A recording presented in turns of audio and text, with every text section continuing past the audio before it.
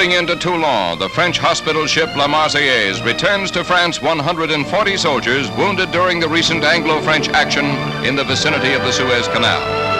Casualties of a surprise invasion that was made without the knowledge of the United States.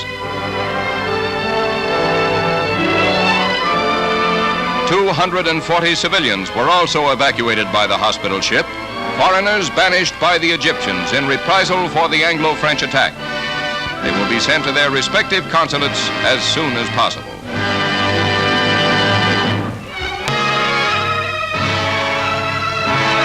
Shocked by the recent easy defeats of the regular Egyptian army and its loss of nearly all the weapons supplied it by the Kremlin, the citizens of Cairo formed a liberation army, a force of civilians which staged this resistance parade to attract recruits. Many women volunteered, but they won't be needed. The invading Anglo-French Israeli forces, obeying the United Nations, are withdrawing from the ancient land.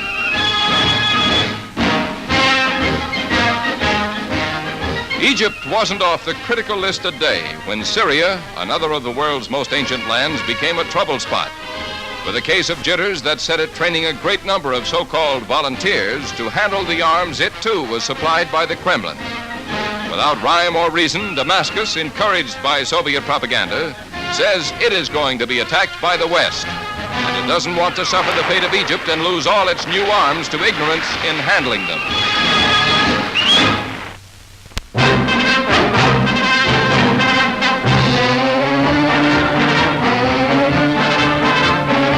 Proving worthy members of the United Nations, Israeli troops leave the Sinai Desert as directed by Secretary General Hammarskjöld. True, they've rid the region of the sneak raiders on Israel who made it their home. But the action shows the Republic to be aware of its international obligations and its desire for peace. But at Haifa, the arrival of new hundreds of Jewish refugees must make Israel wonder if its peaceful overtures are not misunderstood. For these Jews, after all their worldly possessions had been confiscated, have been driven out of Egypt. Victims of the petty spirit of revenge, they add to the rolls of the world's homeless due to communist troublemaking.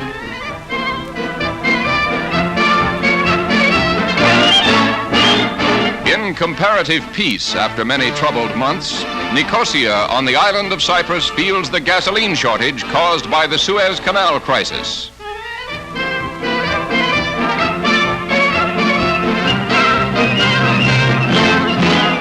Official business gets him a half pint, though even this is better than sanguinary guerrilla warfare.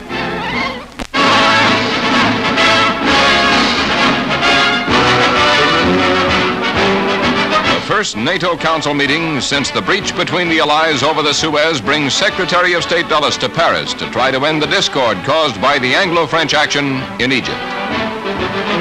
Selwyn Lloyd, British Foreign Minister, and French Foreign Minister Christian Pinault are in a conciliatory mood for the meeting, which becomes a forum for interpreting the foreign policies of all member nations.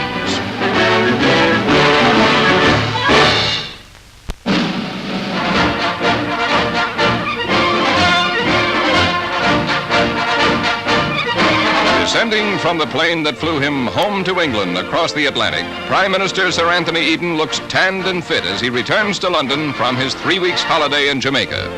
He's confident, too, that time will justify his policy on the Suez Canal. The formation of a United Nations force could be the turning point in the history of the United Nations. I am convinced, more convinced than I've been about anything in all my public life, that we were right, my colleagues and I, in the judgment and the decision we took, and that history will prove it so.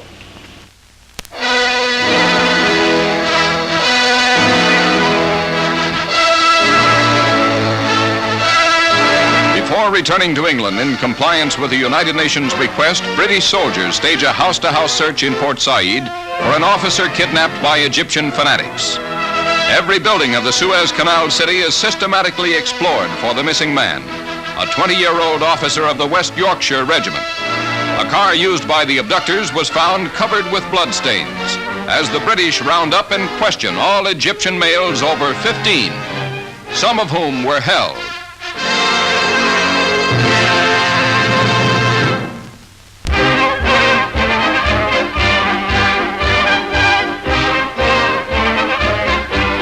With United Nations troops now in control of the area, the last of the invading British troops leave the Suez Canal city of Port Said. A withdrawal that is followed quickly by the return of Egyptian forces to the delight of the citizens. An effigy of a British Tommy is hung as a mob of Egyptians go on to demolish a statue of de Lesseps. A sickening, stupid mob gesture, for he was the brilliant Frenchman whose courage and foresight built the Suez Canal. Nationalism is rampant during the demonstration, and the raising of an Egyptian flag is a signal for general rejoicing. At the western end of the Suez Canal, the Danish salvage ship Protector puts over the first divers who will actually start working on submerged ships that are blocking the waterway. Under the direction of United Nations experts, the Danes, with divers from several other nations, will begin by clearing away major obstructions first. Later, they'll go to work on removing smaller hulks and wreckage from the canal's edges. A signal for hope that it will not be long before a passage is cleared for at least small boats.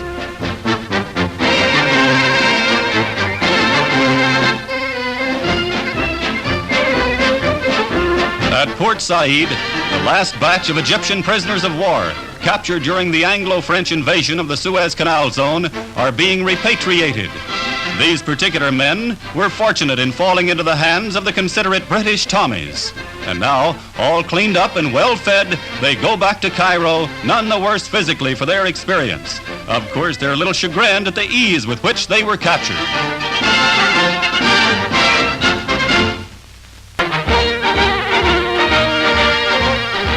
It's life as usual in the Gaza Strip, and the prophets of old could return here and mark little change. The momentary excitement caused by Israel's cleanup of raiding Fedayins in the Sinai Desert is over, and Jeremiah or Mohammed could feel at home in these marketplaces. A United Nations truck lends a note of modernity to the scene, which shows the Western world conforming to a Christian principle. An enterprise of CARE, the package purveyors, which sees to it that the children of the Arab refugees living in the Strip are fed.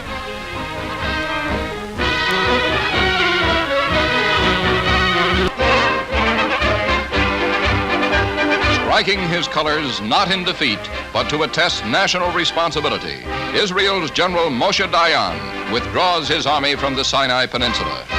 An action at El Arish made in deference to United Nations directives.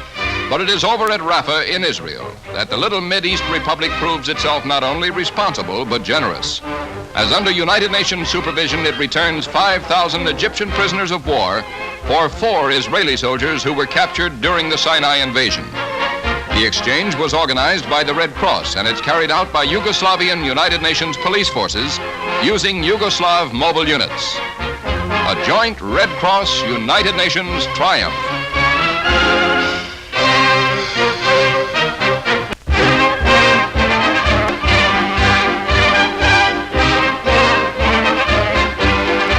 The crisis in the Middle East over Israel's last-minute delay in withdrawing its forces from disputed areas brings U.S. Ambassador Lawson to see Premier David Ben-Gurion at Tel Aviv. It's a visit of reassurance to help the Premier with his own cabinet, which opposes him on his withdrawal policy. The meeting has the desired results, and at an Israeli post in the Gaza Strip, the Republic's troops still held there hear the flash that they too will be pulled out, which joins General Dayan and General Burns at Lydda Airport to complete plans for the latter's UN emergency force to occupy the Strip and the Gulf of Aqaba area.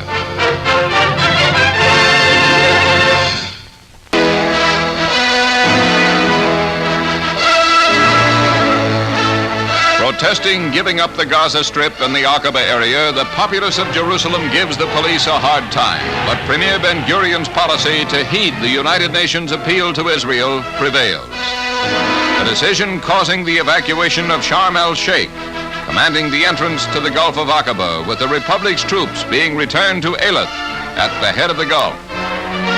Biblical Gaza, too, is affected, and Canada's General Burns, heading a UN emergency force, confers with Colonel Lindquist, commander of a Danish unit that is taking over this section from the Israeli, aided by a crack Canadian contingent. General Moshe Dayan, who led the lightning strike against the Egyptians, directed the evacuations in both areas, movements that continued without cessation, round the clock.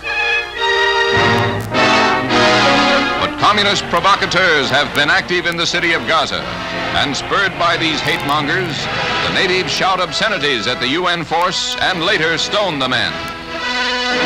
Meanwhile, in Washington, President Eisenhower signs the bill that makes his Mideast doctrine effective. He describes it as an expression by Congress and the administration of a determination to help Middle East countries preserve their independence, a pledge in the interest of world freedom.